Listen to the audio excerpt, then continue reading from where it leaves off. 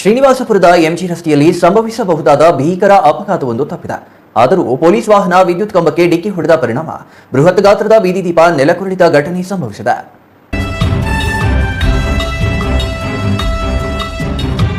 ಕೋಲಾರ ಕಡೆಯಿಂದ ಆಗಮಿಸುತ್ತಿದ್ದ ಜಿಲ್ಲಾ ಸಶಸ್ತ್ರ ಮೀಸಲು ಪಡೆಯ ಪೊಲೀಸ್ ವಾಹನ ಶ್ರೀನಿವಾಸಪುರದ ತರಕಾರಿ ವೃತ್ತದ ಬಳಿ ಚಲಿಸುತ್ತಿತ್ತು. ಈ ಸಂದರ್ಭದಲ್ಲಿ ದ್ವಿಚಕ್ರ ವಾಹನದಲ್ಲಿ ಚಲಿಸುತ್ತಿದ್ದ ಮಹಿಳೆಯೊಬ್ಬರಿಗೆ ಡಿಕ್ಕಿಯಾಗುವುದನ್ನು ತಪ್ಪಿಸಲು ಚಾಲಕ ಪ್ರಯತ್ನಿಸಿದ್ದಾರೆ. ಈ ವೇಳೆ ನಿಯಂತ್ರಣ ತಪ್ಪಿದ ವಾಹನ ರಸ್ತೆ ವಿಭಜಕ ಹತ್ತಿ ಅಲ್ಲಿದ್ದ ವಿದ್ಯುತ್ ಕಂಬಕ್ಕೆ ರಭಸವಾಗಿ ಡಿಕ್ಕಿ ಹೊಡೆದಿದೆ.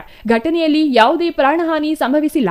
ದ್ವಿಚಕ್ರ ವಾಹನ ಸವಾರ ಮಹಿಳೆಗೆ ತಲೆಗೆ ಸಣ್ಣಪುಟ್ಟ ಗಾಯಗಳಾಗಿದ್ದು ತಕ್ಷಣವೇ ಅವರನ್ನು ಸ್ಥಳೀಯ ಸರ್ಕಾರಿ ಆಸ್ಪತ್ರೆಗೆ ದಾಖಲಿಸಿ ಚಿಕಿತ್ಸೆ ನೀಡಲಾಗಿದೆ. ಎಂಜಿ ರಸ್ತೆಯಲ್ಲಿಯೇ ಅವರೇಕಾಯಿ ಮೂಟೆಗಳನ್ನು ಲೋಡ್ ಮಾಡಲು ಟೆಂಪೋ, ಆಟೋ ಮತ್ತು ಟ್ರ್ಯಾಕ್ಟರ್ಗಳನ್ನು ಸಾಲಾಗಿ ನಿಲ್ಲಿಸಿರುವುದರಿಂದ ಸಂಚಾರಕ್ಕೆ ತೀವ್ರ ಅಡ್ಡಿಯಾಗುತ್ತಿದೆ. ಮಂಡಿಗಳನ್ನು ಬೇರೆಡೆಗೆ ಸ್ಥಳಾಂತರಿಸುವಂತೆ ಕನ್ನಡ ಪರ ಸಂಘಟನೆಗಳು ಹಾಗೂ ರೈತ ಸಂಘಟನೆಗಳು ನಿರಂತರ ಹೋರಾಟ ಮಾಡುತ್ತಿದ್ದರೂ ಅಧಿಕಾರಿಗಳು ರಾಜಕೀಯ ಒತ್ತಡಕ್ಕೆ ಮಣಿದು ಮೌನಕ್ಕೆ ಶರಣಾಗಿದ್ದಾರೆ ಎಂಬ ಆರೋಪ ಕೇಳಿಬಂದಿದೆ.